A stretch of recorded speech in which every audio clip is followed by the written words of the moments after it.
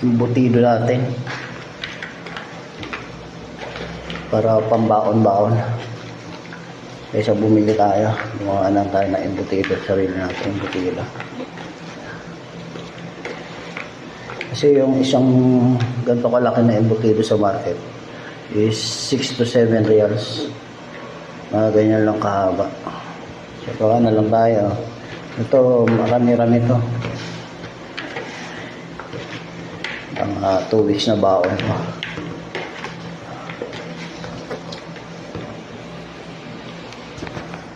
Ito na. Magigyan natin pickles para masarap. Sweet or relish. Mamaya na natin kamayin. Ilalagay pa tayo para hindi sayang ingredients pag naghugas. Humidikit ito sa kamay.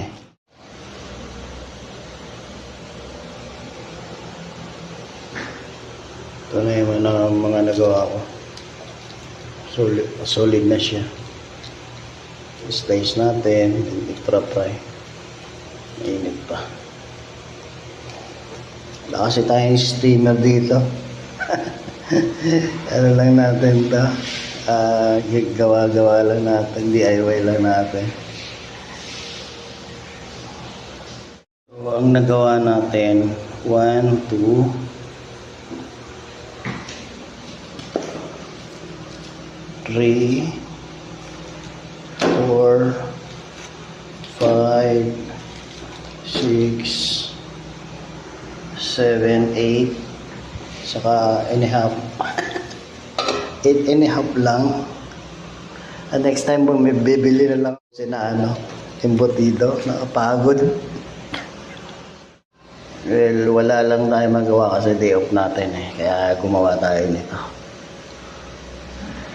Pero okay naman, natikpan ko na, nag-fry na ako kanina. Okay naman siya. Okay ito kung mass production.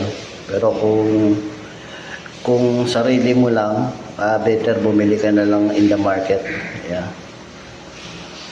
Kasi bawas pagod, bawas gastos, same rin naman.